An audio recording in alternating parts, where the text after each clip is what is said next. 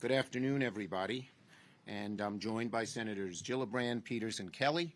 And to show you what a nice caucus we have, today was Tammy Baldwin's birthday.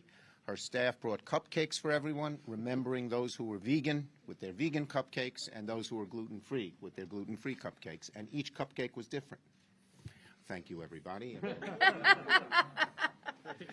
Best press conference ever. We want to eat those cupcakes. There were none for the press. Okay. Badly. All right. So we're gearing up to have a productive couple of weeks. Last night, Congress took an important step and overwhelmingly, and in bipartisan vote, in an overwhelmingly bipartisan step forward in the fight to eliminate forced arbitration for victims of sexual harassment and assault. By a large margin, 335 to 97, a majority of both parties, the House passed the bill authored by Senators Gillibrand and Graham. And it's really horrible that women or anybody and men were forced to sign away their rights to pursue charges of harassment and by being forced to sign these arbitration agreements. So this is long overdue, and I want to recognize my friend Senator Gillibrand, who has spearheaded the cause of ending forced arbitration for a long time.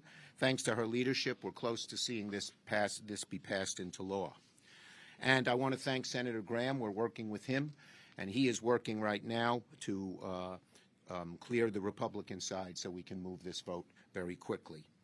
I'm sure that this bill will have the same broad support in the Senate, and I hope we can move quickly. It's my intention to move this bill as quickly as we can in the Senate, and we hope to take action on the floor as soon as this week and send the bill to the President's desk. We're also working to advance our Jobs and Competition Bill, which is now called Make It in America. The U word is abolished because no one knew what it meant. So we can't even say the U word. But the Make It in America bill that will help relieve two of the things the public most cares about. One, increased costs, and you've seen the increased costs for cars, appliances, tech stuff because of the shortage of semiconductor chips. It also creates many more good-paying manufacturing and other jobs here in America. We do want to make it in America, and that's another thing the public cares a lot about. And Senator Kelly has spent a lot of time focused on this, cares deeply about it.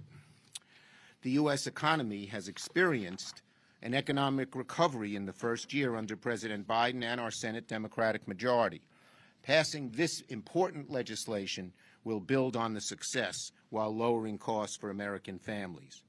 The Make It in America bill will make the investments we need so that we're never in the position of relying on foreign-made chips for everything from cars to home appliances.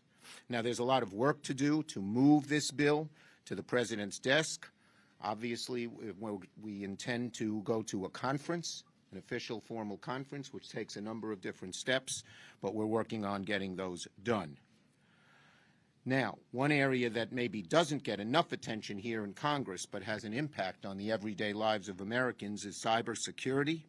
We've seen a number of high-profile cyber attacks against the U.S. government, U.S. businesses, critical infrastructure, delays, headaches, increased costs to companies, from annoying phishing texts and emails trying to steal our identities to a ransomware attack like on the Colonial Pipeline that caused gas shortages and price spikes. Cybercrime is a real and growing threat. The bottom line is that, and it affects lots of people. I've had lots of school districts in my state subject to ransom, and they've had to pay a lot of money or sacrifice to the privacy of the kids' records. So this is very important to do. And one of the main provisions is it requires private entities to let the federal authorities know when they've been attacked.